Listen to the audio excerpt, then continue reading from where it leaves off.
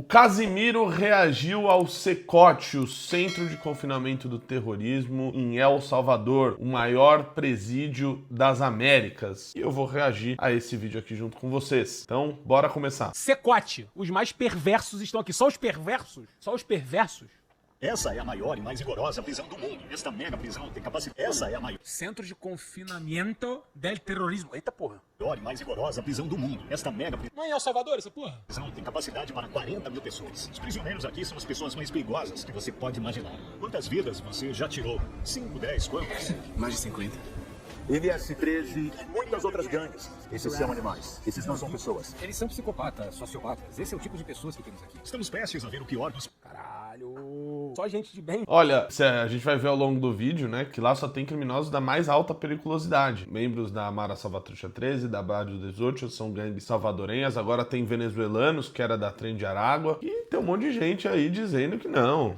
Um monte de gente boazinha que foi presa de maneira irregular. Ou são pobres coitados, né? A gente vai ver os pobres coitados aqui nesse vídeo, que estão presos nesse presídio de segurança máxima, que é feito para membros de organizações criminosas, membros de grupos que em El Salvador já são considerados grupos terroristas. Maior presídio do mundo e capacidade. O cara bota assim, lê a nota do Santos. Do nada na minha live. Pior dos piores. Bem-vindos ao CECOT, maior presídio do mundo em capacidade, localizado em El Salvador, construído para encarcerar os criminosos de maior destaque. Aqueles que entram nesta prisão são destinados a nunca sair vivos. Moleque, olha o naipe do policial, moleque. Boa noite, tô cortando o cabelo assistindo sua live. Que beleza, meu irmão. Tenho certeza que ficará um grande corte aí. Caralho! Olha o tamanho da tranca, moleque. Não tem como sair. Como você vai sair daqui? O motivo pelo qual esse pequeno país de 6 milhões de habitantes precisa desta enorme prisão são as gangues.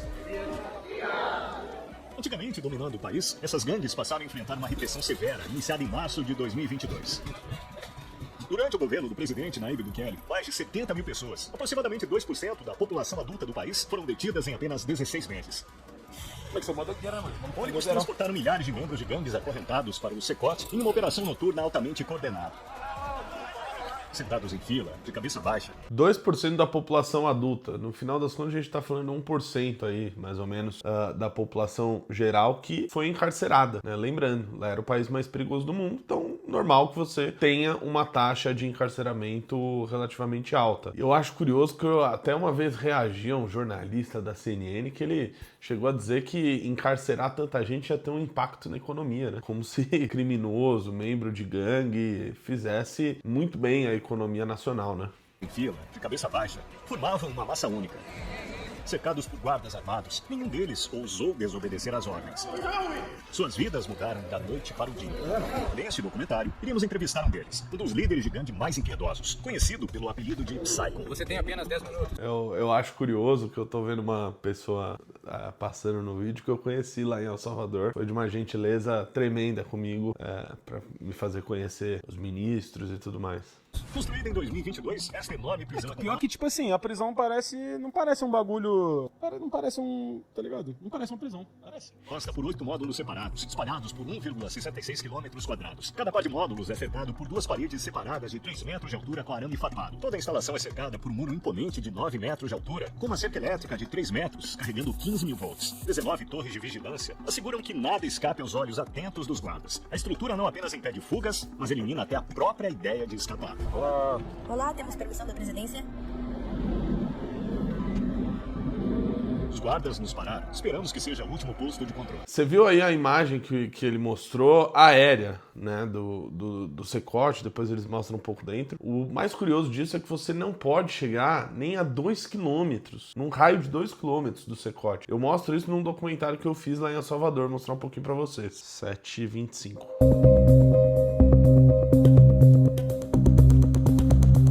Ó, a gente tá ainda a 1,5 km do CECOT e não dá pra entrar. Simplesmente barraram a gente. Ó, pessoal, tô aqui com o Orlando e com o Stenaro. A gente, obviamente, não conseguiu entrar. Porque realmente o pessoal do exército aqui atrás. Eles não deixaram a gente passar porque não pode, né? É um presídio de segurança máxima, então ele tá isolado, assim, com quilômetros de distância. Então não dá nem pra chegar menos de 1 quilômetro do CECOT, porque Ele tá cercado. E fortemente armados. Fortemente armados, realmente assim, uma segurança necessária, dada a periculosidade de quem lá está. Mano, vai deixar um carioca lá? E eles ainda falaram, o pessoal do exército até que foi legal com a gente. Falou que, olha, às vezes até dá, né, pra chegar um pouco mais perto, mas nesse momento não temos autorização. Então, é isso.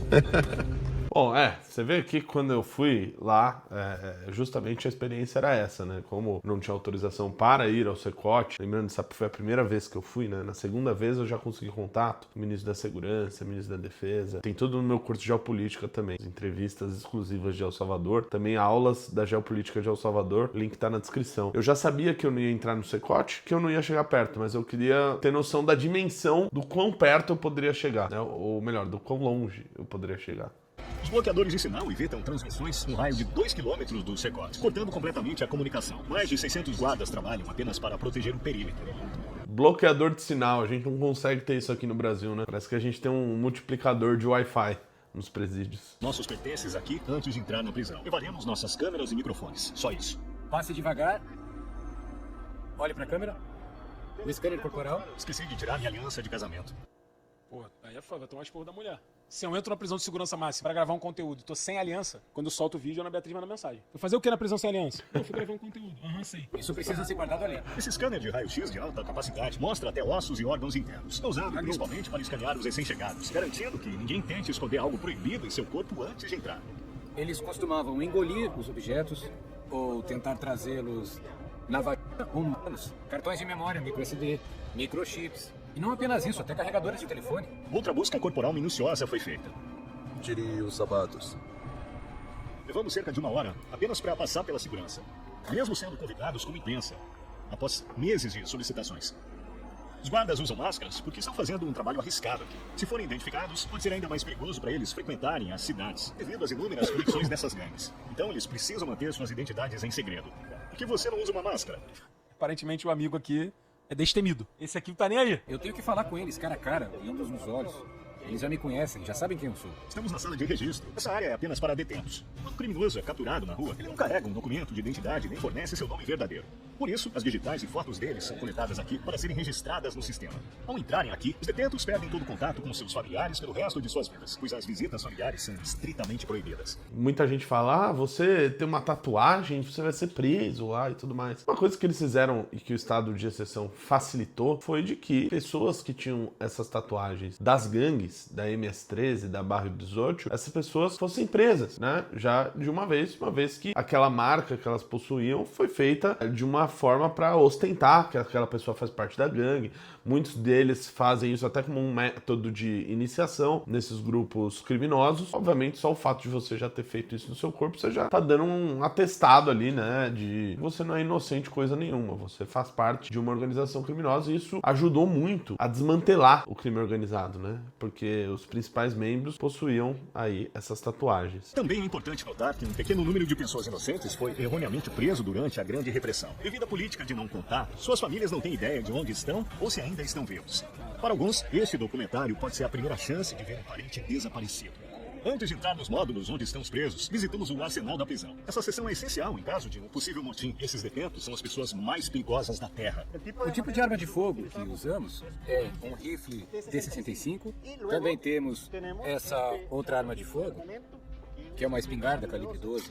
Um rifle Sig Sauer, que nos permite manobrar em espaços apertados. Sempre que os criminosos são presos e levados para o ônibus, são usadas Baixo astral, né, moleque? Caralho, o bagulho... várias algemas Que baixo astral é esse? Pô, bagulho caralho. e correntes para restringir seus movimentos e minimizar o risco de danos aos policiais. Já teve algum motim aqui? Até agora não houve tentativas de fuga. Seus papéis dentro das estruturas das gangues incluem assassinos de aluguel. Equipamento de controle Enquanto isso, no Brasil, tem criminoso que foge de presídio de segurança máxima e o Estado sequer encontra os caras. de motim inclui proteção para a cabeça, escudo facial, proteção para o pescoço, colete antitrauma, protetores de pernas, canelinhas e, é claro, um escudo. Normalmente, nas prisões, os detentos inventam todo tipo de arma, feita à mão, furadores, facas. Estão totalmente protegidos. Dá pra ver como ele protege os pés. Como a prisão é muito grande, temos que pegar esse ônibus.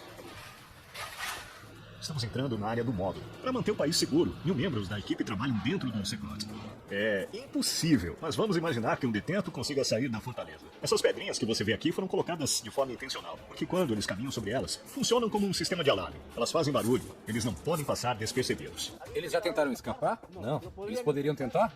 Pô, mas caralho. Aí exagerou, né? Aí exagerou também. Calma, as pedras, alarme, bagulho, porra. Por uma série de anéis de segurança? O CECOD foi erguido numa área isolada com sua própria infraestrutura, incluindo sistemas de energia e esgoto, para evitar qualquer tipo de interferência externa. Em caso de corte de energia elétrica ou problema de abastecimento de água, as cisternas e geradores manterão as operações por até uma semana. Estou animado, prestes a ficar cara a cara com os criminosos mais perigosos do mundo. É muito tenso. Estamos entrando em um dos módulos agora. Vemos o terceiro e o quarto módulos, um ao lado do outro. O infrator que entra num desses prédios nunca sairá por essas portas. Em poucos passos, estaremos cercados por mais de 2.500 detentos. É como entrar no meio do caos controlado.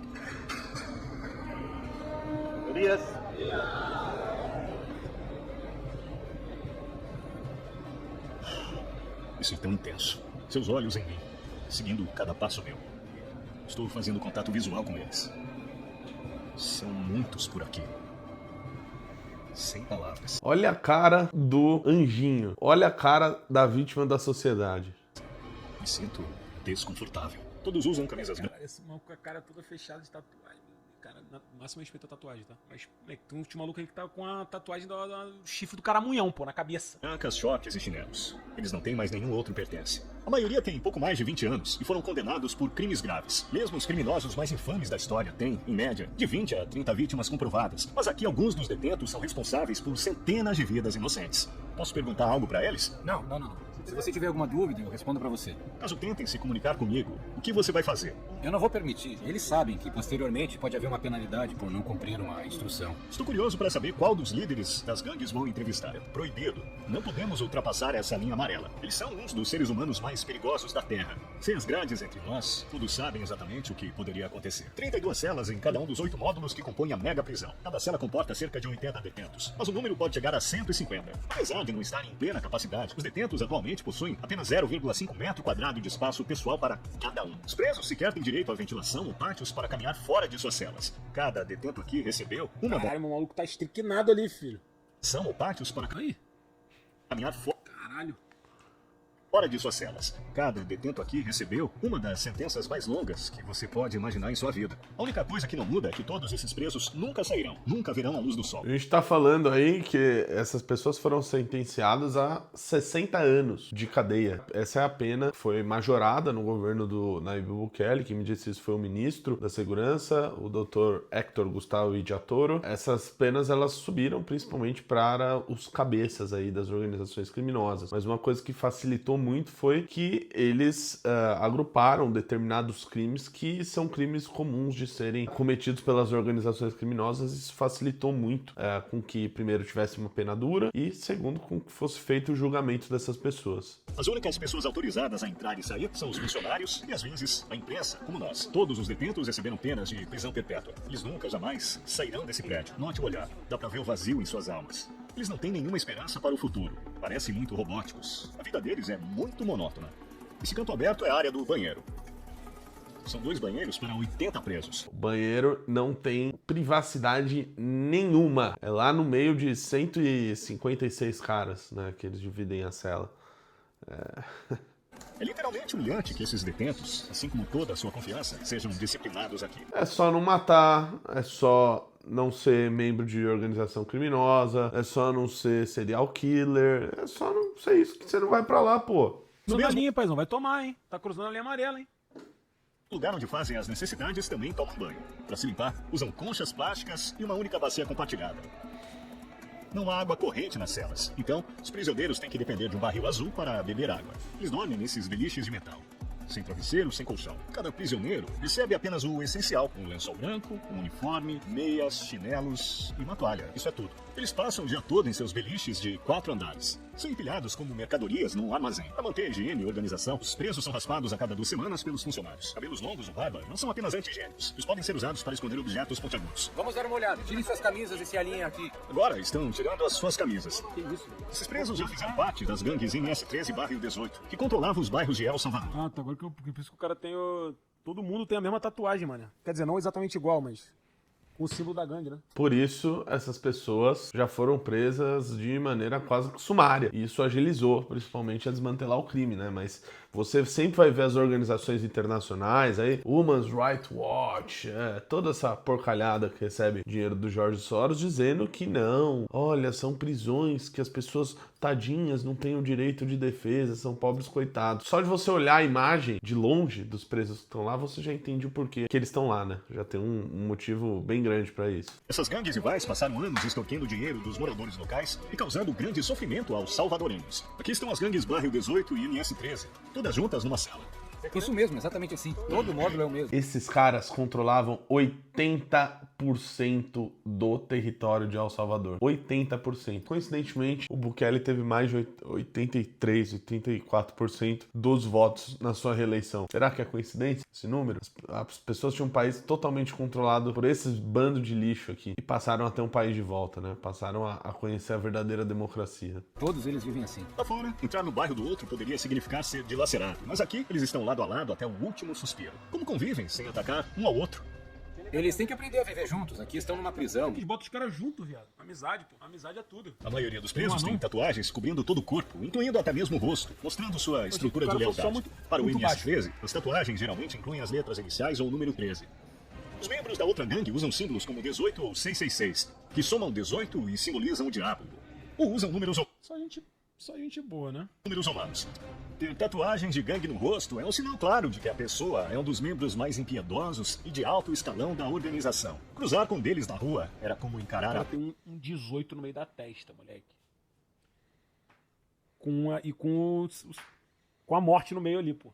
própria morte. Uma tatuagem de teia de aranha representa ser apanhado na teia do sistema de justiça e cumprir uma longa pena de prisão. A tatuagem de chifres do diabo é um símbolo sombrio que representa a adoração ao demônio por parte desses indivíduos. Aliás, isso o Bukele já falou algumas vezes, né? De que essas gangues também tinham satanismo envolvido, né? Eles eram satanistas, faziam rituais, sacrifícios e faziam tatuagens aí de demônio, coisas do tipo. Então, é desse nível. Não dá nem pra dizer que isso daí são humanos, né? Essa gente que tomava conta de El Salvador. E aí vem o jornalistazinho da CNN, da Globo, e vem falar da democracia. Olha a democracia. A democracia era liderada por esses lixos aqui, por esse bando de gente que não dá nem pra dizer que é gente. Essa turma que tomava conta de El Salvador. Mas agora o problema é o Nayib Bukele que prendeu esse bando de lixo, né? Pelo amor de Deus. Alguns até afirmam que cometeram seus atos sob o comando dele. Uma tatuagem de lágrimas significa que a pessoa tirou a vida de alguém. O número de lágrimas indica quantas vidas eles tiraram. 3 lágrimas. Com a frase, e agora, chore depois, essas tatuagens de máscaras ou palhaços passam uma mensagem clara. Seja forte diante das dificuldades agora. O maluco é um livro, pô. O maluco tem 150 tatuagens. Tem o palhaço, a lágrima, o chora agora e depois, a teia, a morte, o 18, o 13, o 14, o 15. Caralho, que isso, mano? E lide com as consequências depois. Todos esses presos são realmente ruins? Estão em outro nível. Criminosos de alto perfil que nunca mudarão sua mentalidade. Se você olhar para cima, há uma área de passarela. Os guardas vigiam constantemente os presos deste ponto elevado acima das celas. Caso algo suspeito aconteça, eles vão intervir, enquanto uma rede abrangente de câmeras monitora cada canto 24 horas por dia, 7 dias por semana, assegurando que nada seja ignorado. Os módulos permanecem iluminados dia e noite para vigilância. Quando o sol se põe, as luzes ficam acesas o tempo todo. Eles são vigiados constantemente. Acho que essa é uma das coisas mais difíceis de estar aqui. Quando tentam dormir, usam as toalhas e cobrem os olhos para bloquear a luz. O pregador está aqui compartilhando algumas lições importantes da Bíblia com os detentos. Eles estão fazendo exercícios físicos aqui. Tem um treinador lá. Essa é a única vez que esses detentos saem de suas celas. Essas atividades ocorrem por um tempo total de 1 hora por semana, sob a supervisão de guardas armados. No restante do tempo, eles ficam trancados em suas celas. Aliás, só um videozinho aqui pra vocês. O presidente do Equador, Daniel Noboa, já falei algumas vezes sobre ele, tem vídeo aqui no canal depois da reeleição dele. Ele mandou construir, ó, este mega presídio aí, ó, vocês estão vendo. Ele inclusive no começo tentou contratar a própria empresa que fez o Secote, né? Então ele queria algo realmente parecido, né? No começo, antes dele ser eleito a primeira vez, ele falava em criar navios, prisão, fazer uma prisão ali em alto mar, isso deixaria sem contato, só que é um método de sistema penitenciário que é um método mais caro, né? Até pelo próprio fato de estar isolado por terra e da necessidade de você cuidar de toda a logística e tudo mais. Então eles resolveram deixar essa ideia de lado e se inspirar única e exclusivamente no que fez Nayib Bukele em El Salvador. Então vocês já veem as imagens aí dos presos, do próprio presídio aí que está sendo construído. E o mesmo está sendo feito na Argentina, principalmente em Rosário. Vários métodos do Nayib Bukele foram já utilizados lá na Argentina, com a Patrícia Bullrich, ministra da Segurança, que esteve em El Salvador, e já fez com que a Argentina chegasse à menor taxa de homicídios da série histórica. Ou seja, a Argentina nunca teve uma taxa de homicídios tão baixa, graças ao método Bukele. O Equador vai seguir o mesmo caminho. Enquanto isso, a gente vai ver os nossos presos saindo de presídios federais com um monte de legislação que só beneficia essa gente sendo aprovada. Voltando aqui em 15 e 8. Se eu faço um desse aí, por isso que eu não vou preso, por isso que eu não faço merda. Pô, imagina tu ser preso e ser obrigado a fazer exercício todo dia, velho. Aí, agachamento é foda, velho. Eles dominavam as ruas. Agora, não podem dar um único passo sem permissão. E o horário é rotativo, não há espaço suficiente, então nem todos podem sair no mesmo dia. Já houve algum incidente? Esse aí eu não faço nem por um caralho, pô. Encostar o dedo no pé, tá maluco. Não encosto minha mão no pé assim, deve ter uns 15 anos, pô. Caótico, quando esses presos estavam fora de suas celas? Até agora não. Sempre que focamos a câmera numa cela, frequentemente pegamos um prisioneiro movendo os lábios silenciosamente. Mesmo atrás das grades, membros de gangues tentam enviar ordens para fora. Esse prisioneiro estava fazendo exatamente isso. Mas o censuramos para bloquear a mensagem. Apesar da repressão, esses grupos ainda mantêm um poder significativo lá fora. Esse cara provavelmente já foi punido logo em seguida da divulgação desse vídeo. Já deve ter ficado um bom tempo ali na solitária, pegado mais pena. Vixe, Maria. Querem que eles têm planos de se vingar atacando pessoas inocentes? Mas como resposta, as autoridades ameaçam impor medidas ainda mais duras aos membros presos. Se eles fizerem isso, não haverá nenhuma retenção nas prisões. Juro por Deus, eles não comerão um grão de arroz. Ao lado do Bukele aí nesse vídeo tá o ministro Héctor Gustavo Villatoro. Tem entrevista exclusiva lá com ele e muito mais conteúdo exclusivo de El Salvador que vocês não viram de quando eu tava lá. No nosso curso de Geopolítica, além da aula de Geopolítica de El Salvador e de várias outras, os maiores mestres possíveis, Sérgio Sacani, professor Dr. Sidney Ferreira Leite, doutora Cássio Miranda, só gente com doutorado, pós-doutorado eu chamei pra participar desse curso, tá? E além de todo o conteúdo exclusivo, entrevistas com ministros, embaixadores, vale muito a pena, tem mais de 30 horas de curso e o acesso é perene, pra sempre, beleza? Link na descrição, vamos seguir. E vamos ver quanto tempo duram. Aqui eles recebem 3 refeições, café da manhã, almoço e jantar. O café da manhã geralmente é feijão e arroz, e o jantar é praticamente o mesmo. Para o almoço eles recebem arroz branco e macarrão, só que muda é a bebida. Não há alimentos nutritivos como frango ou carne. Isso é o almoço, hoje O é objetivo do maluco ficar fraco mesmo. arroz, macarrão e 2 tortilhas. O cardápio muda a cada dia? Não, Mesma coisa todo dia? é sempre a mesma coisa, refresco. Ok. É uma bebida açucarada. Que isso, mano? Porra, tomou a bebida do malandro e voltou?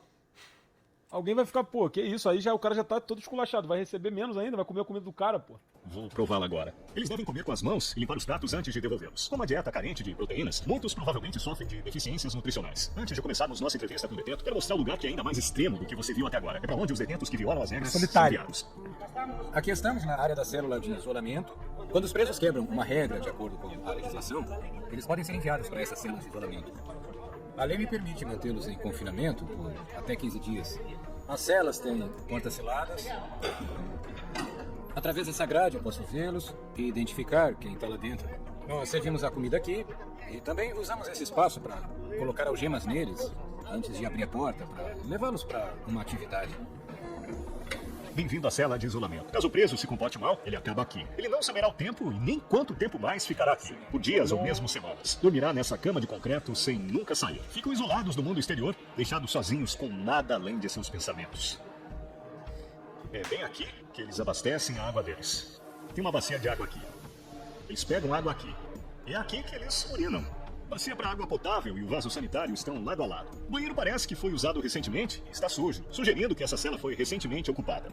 A única luz que eles têm é esse pequeno buraco que mal deixa o sol entrar. Essa abertura também é a única fonte de ar O bagulho é enlouquecedor, mano. fresco. Qual é o maior desafio sobre a cela de isolamento, na sua opinião? Por dentro você nem vê suas mãos. Quando alguém é isolado, é necessário que tenha algo, um livro, qualquer coisa para manter de cara. Mas aqui, eles não têm acesso a isso. Não importa o quão duro um criminoso seja, esse tipo de isolamento os quebra. Isso é necessário para o tipo de criminosos que temos aqui. Pessoas que, em determinado momento, se sentiram como deuses, simplesmente decidindo quem vivia e quem morria. Eles podem pedir perdão a Deus e que Deus os perdoe, mas aqui a justiça deve ser feita para tantas vítimas. É o mínimo que eles merecem. Iremos entrevistar um preso com 34 anos de histórico criminal, dos quais 25 foram passados como membro de um grupo de rua. Você tem apenas 10 minutos. Nem mesmo 12 guardas são suficientes para... Pô, isso que eu tava pensando, o maluco vai cagar, tipo, ele não consegue enxergar nada, moleque. Tipo assim, vai ter que estar... Caralho, mas vai... garantir a segurança ao redor deste preso. Remova a máscara. Qual o seu nome? Meu nome é Marvin Ernesto Medrado Vasquez. Qual sua idade? Eu tenho 41. Não parece ter 41. Você parece mais jovem, uns 35 anos. Você me disse uma coisa boa porque eu me sinto velho. É, você vai sair bem velho daí. Bem velho daí. MS-13. Quando você se juntou a essa organização criminosa? Em 2004, mas comecei... Porra, ele não tem tanta tatuagem não, mano.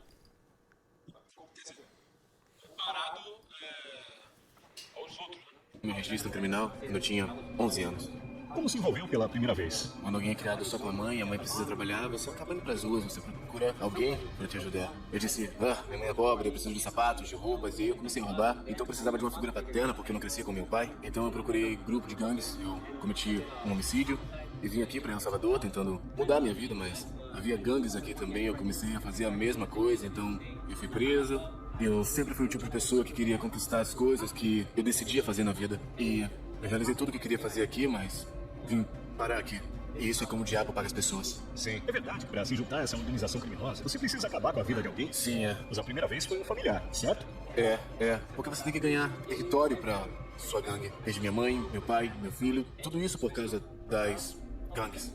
Quer dizer, eu podia estar com minha família na América, nos Estados Unidos, ter uma vida melhor, mas você sabe, né? Tomamos decisões erradas e essa é a causa disso. E é por isso que eu digo aos jovens, vai pra escola, escuta tua mãe, escuta teu pai. Não vive essa vida que a gente vive porque não tem saída. Quantos você já matou? 5, 10? Quantos? Não, se você falasse o que eu costumava fazer depois da prisão, provavelmente seriam mais de 50. Provavelmente sim. 5, 10? Você tem que fazer isso às vezes. Como se tornou insensível e impiedoso com o tempo? Eu realmente não posso responder a essa pergunta. Como se sente ao saber que nunca mais verá sua família, já que está aqui? Eu me sinto mal porque a última vez que eu vi meu filho, ele tinha 5 anos e agora ele tem 21. Eu quero vê-lo, eu quero dizer, ei, não faça a mesma coisa que eu fiz, não faça a mesma coisa que o teu pai. Tem uma vida melhor. Suas vítimas nunca mais verão seus entes queridos. Você também nunca verá sua família. Como você lida com suas emoções? Como sentir falta de alguém? Eu me sinto mal, às vezes eu digo, eu deito na minha cama, eu penso em muitas coisas, às vezes eu choro. Qual a sua motivação para se manter vivo? De um dia mudar minha vida e encontrar Deus na minha vida. Eu disse a Deus, ei, me perdoa pelo que eu fiz. Ok. Pessoal, é chocante escutar quando as pessoas têm acesso a criminosos que lá estão presos e realmente é uma energia bastante pesada. Eu espero um dia voltar ao Salvador para visitar o Secote. Acho que é a coisa que ficou faltando para mim nas 2 vezes que eu tive lá. Tive com o vice-presidente, tive com ministros, 3 ministros, enfim, conheci tudo, fui em todos os lugares que eu queria ir. Faltou apenas visitar o Secote, mas um dia eu tenho certeza que isso vai acontecer. Vamos ver aqui o restinho do vídeo. Mesmo como visitante, mas para as pessoas que vitimaram os salvadorinhos, agora é sua casa para sempre. Esses criminosos tiraram o direito das pessoas inocentes de viver e agora estão pagando por isso. A mensagem do governo salvadorinho é clara. O crime não é mais tolerado e a punição é severa. O Salvador já teve a maior taxa de vidas perdidas devido ao caos generalizado. Durante seu pico, 104 a cada 100 mil pessoas perderam a vida num único ano. Governos anteriores fizeram acordos de trégua com esses grupos, mas isso não conseguiu trazer uma ordem duradoura. Apesar da controvérsia em torno dos métodos do governo atual, até 2023, a taxa caiu drasticamente para 2,4 por 100 mil habitantes, posicionando El Salvador entre os países mais seguros do mundo pela primeira vez. Até agora os resultados são inegáveis. A paz voltou aos bairros, mas e aqueles que foram presos injustamente? Isso é justiça verdadeira ou apenas uma maneira de controlar o caos? Estamos vendo uma solução duradoura. Eu não vou ver hoje o vídeo, né? Mas o vídeo do Nômade, que ele vai na Venezuela, tava tendo um protesto na Venezuela de várias mães falando que os filhos foram levados pra El Salvador, pra prisão. Eu expliquei isso no meu vídeo de ontem, que eu reagi ao Nômade Raiz, vale a pena vocês assistirem. De todo, porque eu vou ver na live. Mas tem umas mães protestando. Por isso que no início eu falei, é a prisão de El Salvador, né? Eu nem lembrava que Essa prisão ficou famosa pelo que o presidente fez, o caralho. Dura ou apenas uma solução temporária? Por enquanto, Pô, vídeo bad vibe total. Toma no cu. o mundo segue observando. Mas o trabalho do cara é foda. O trabalho do cara é foda. Pô, até o Casimiro se rendeu ao Nayib Bukele, ou ele tá falando aqui do cara que fez o documentário? Dizem que ele tem uma visão mais de esquerda, mas uma coisa curiosa que eu vi em El Salvador é que mesmo as pessoas que se consideram de esquerda, mesmo as pessoas que não gostam do Bukele, sabe-se lá por quê, elogiam a política de segurança, elogiam o estado de exceção, elogiam o plano de controle territorial, elogiam o que foi feito, porque, assim, você ser contra o que foi feito em El Salvador é você brigar com os dados, é você brigar com a realidade. Então isso não ocorre lá, isso ocorre aqui na boca de alguns que não sabem o que estão falando. Aliás, é justamente por isso que eu sempre me coloco à disposição para debater segurança pública e para debater El Salvador. Quem quiser pode vir aqui, que não adianta vir despreparado com informação da BBC, da CNN, senão vai tomar. Beleza, pessoal? Espero vocês no curso de geopolítica, tá? Também tem aula de geopolítica de El Salvador, das grandes nações, dos principais eventos, das guerras. Clica aqui no link do site e vai lá dar uma olhada, beleza? Espero você lá. E nesse sábado temos congresso do MBL em Sorocaba, beleza? Vou deixar o link também na descrição. Se você for de São Paulo aí, da região de Sorocaba. Se você for mesmo da capital, quiser ir lá pra Sorocaba encontrar a gente, vai ser um congresso bem legal. Eu vejo vocês lá. Beijos e abraços. Aprender geopolítica é ganhar uma nova lente para entender a realidade.